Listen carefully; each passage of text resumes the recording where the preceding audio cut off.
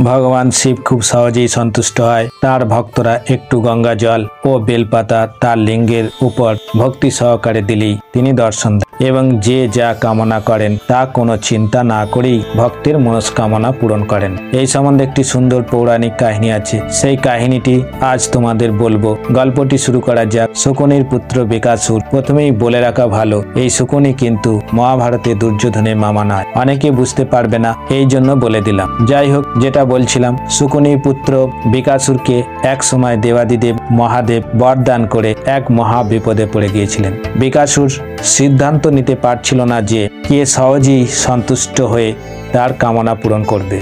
এই সময় সে দেবশ্রী নারদের সাক্ষাৎ লাভ করে। তার তপস্যার আশু ফল প্রাপ্তির জন্য কার উপাসনা কর্তব্য সে বিষয়ে বিকাসুর নারদ মুনির সঙ্গে পরামর্শ করে। বিকাসুর দেবশ্রী নারদকে জিজ্ঞাসা করে, লোকপিতা ব্রহ্মা, ভগবান বিষ্ণু ও দেবাদিদেব শিব এই তিন প্রধানের মধ্যে কে আশু তুষ্ট হয়? নারদ মুনি বিকাসুরকে বললেন, তোমার পক্ষে দেবাদিদেব শিবের আরাধনা করাই বরং ভালো, তাহলে শীঘ্রই তোমার অভিলাষ পূর্ণ হবে। দেবাদিদেব মহাদেব শীঘ্রই তুষ্ট হন। দেবশ্রী নারদের উপদেশ পেয়ে বিকাসুর কেদারনাথে যায়। সেখানে গিয়ে দেবাদেব শিবকে তুষ্ট করবার জন্য এক যজ্ঞের আয়োজন করে।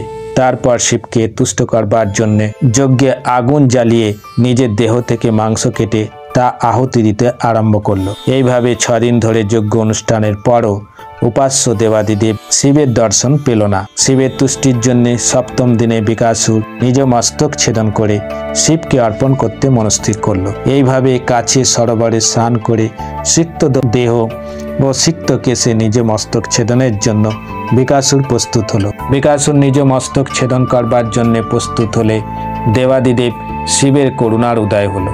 শিবের কৃপায় বিকাসুরের জীবন রক্ষা পায়, তার ক্ষত শরীর আরোগ্য লাভ করে এবং তার পূর্বের দেহ লাভ করে। শিব শাসনে বিকাসুরকে বলেন, তোমার শিরচ্ছেদের দরকার নেই, ইচ্ছা মতো বর প্রার্থনা করো, আমি তোমার অভিলাষ পূর্ণ করব। বিকাসুর ভগবান শিবকে বলল, আমি যার মাথায় হাত রাখবো সে যেন তৎক্ষণাৎ ভস্ম হয়ে যায়।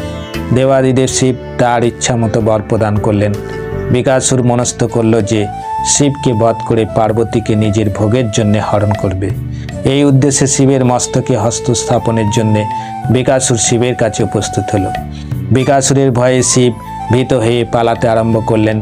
সমতল ভূমি থেকে অন্তরিক্ষে, অন্তরিক্ষ থেকে অন্যান্য গ্রহলোকে পালাতে লাগলেন।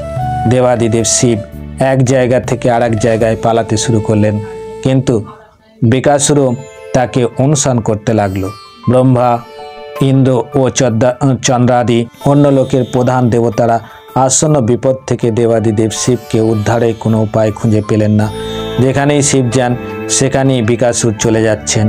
শেষ পর্যন্ত দেবাদিদেব শিব শ্বেতদ্বীপ বৈকুণ্ঠে প্রবেশ করলেন। ভগবান বিষ্ণু দেখলেন শিবের পিছু পিছু বিকাসুর ধাবিত হচ্ছে। তিনি তখন মোহিনী রূপ ধারণ করে তার কাছে উপস্থিত হলেন। তিনি সুমধুর কণ্ঠে তাকে জিজ্ঞাসা করলেন কি হয়েছে। মধুর কণ্ঠ ও সুন্দর মোহিনী রূপ দেখে দাঁড়িয়ে পড়লেন এবং বললেন, পার্বতীকে লাভ করবার জন্যে শিবকে ভস্ম করে দিতে যাচ্ছি। কোথায় গেল? এইখানেই কোথাও লুকিয়ে আছে। মোহিনী বলে, তোমার কোনো চিন্তা নেই, শিব ও পার্বতী দুজনকেই তোমার কাছে অর্পণ করব, এনে উপস্থিত করব। তার আগে আমার সঙ্গে একটু নাচ করতে হবে। সে তাতে রাজি হয়ে গেল। মোহিনী বলল, যেই রকম করব সেই রকম করে নাচ করবে। মোহিনীকে অনুসরণ করে বিকাসুর নাচতে আরম্ভ করলো। মোহিনী নাচ করতে করতে নিজের মাথায় হাত রাখলো। বিকাসুরও নিজের মাথায় হাত রাখলো আর তৎক্ষণাৎ ভস্ম হয়ে গেল।